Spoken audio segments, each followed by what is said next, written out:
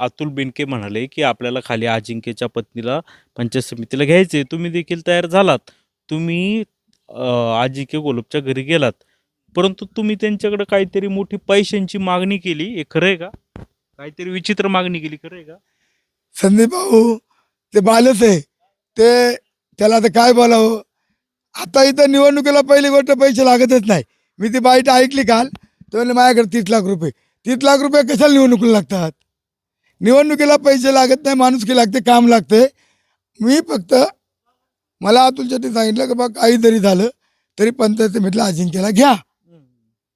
तर अतुल शेठ असं बोलले होते, अजिंक्यला माझा त्या ठिकाणी चॅलेंज आहे का तुला एकूणच एक पोरग आहे, तू त्या पोराची शपथ घेऊन सांग की देवराम मंडळाने तुला 30 लाख रुपये मागितले, असं सांग. मी तुझी पाठवून थोपतील. उगा तुला मतं मागण्यासाठी तू 30 लाख रुपये तुला मागितले आणि तू 30 लाख रुपये मला कशाला निवडणुकीला देणार? तू आता निवडणूक लढतोय, तुला किती खर्च येणार आहे तू जरा आरशात बघ ना.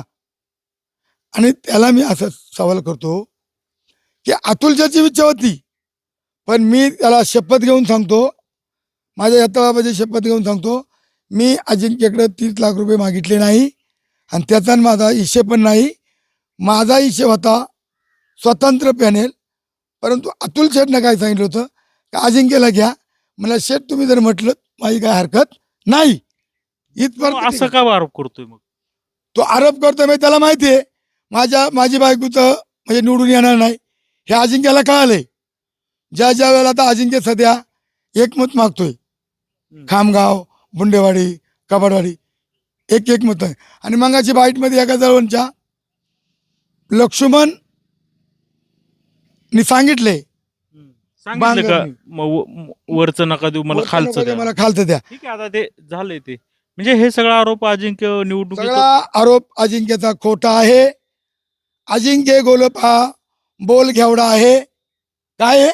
बोल घेवडा. म्हणजे तो सासरा कसा हुशार आहे ना, सासऱ्याच्या पेक्षा हुशार आहे तो बोलायला. अजिंक्यला काय वाटलं मला बोलून मतं भेटतील. अरे बाबा, असं दुसऱ्याला नावं ठेवून तुला कोणी मतं देणार नाही. आणि म्हणून माझा अजिंक्यला जाहीर आव्हान आहे, तू तुझ्या बाळाची शपथ घे की अध्यक्षाने तुझ्याकडे 30 लाख रुपये इलेक्शन लढण्यासाठी मागितले. हे सगळं खोटं आहे.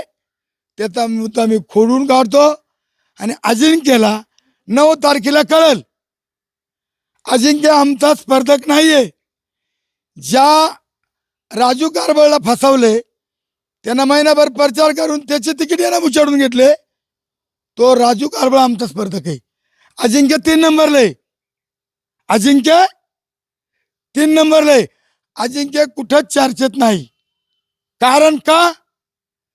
तर अजिंक्यने दुसऱ्यातल्या तोंडातला घास काढून घेतलाय. राजू कारबळना धनुष्यबाणाचा गाडी सजून प्रचार केलेला आहे. धनुष्यबाणाची जी मतं आहेत ती राजू कारबळला होणार आहेत. ती लोक मला 2-3 जण म्हणली राजू कारबळला फसवलं का? तुम्हाला राजू कारबळला तिकीट द्यायची नव्हती ना, पहिलंच सांगायचं तुम्हाला तिकीट नाही. काय तुमच्यावर म्हणजे तुमची म्हणजे मिमिक्री केली तुम्ही, जे खुशी खुशी बोलतात ना ते हसलं, म्हणजे एक नक्कल केली तुमची. नुसतं बोलायचं खुशी खुशी खुशी खुशी आणि नुसतं हे करायचं, म्हणजे असं थोडीशी टिंगल केली तुमची अजिंक्यने. अजिंक्यला म्हणा तू टिंगल करायला गेलो तर लय टिंगल केली मला. तू त्या टिंगलीच्या पात्रतेचं पण नाही. तू तुझी पातळी बघून बोल. अजिंक्य तुझ्या वाटली माझी मुलं आहेत, मला 2 नाती आहेत, माझं वय 60 आहे. अजिंक्यची वय माझ्या अमोलची माहिती पक्षी वय सारखे. अजिंक्यने मापात बोलावं. अजिंक्यला मी आजही सांगतो मीडिया समोर, अजिंक्य स्पर्धेत नाही. अजिंक्य 3 नंबरचा उमेदवार आहे.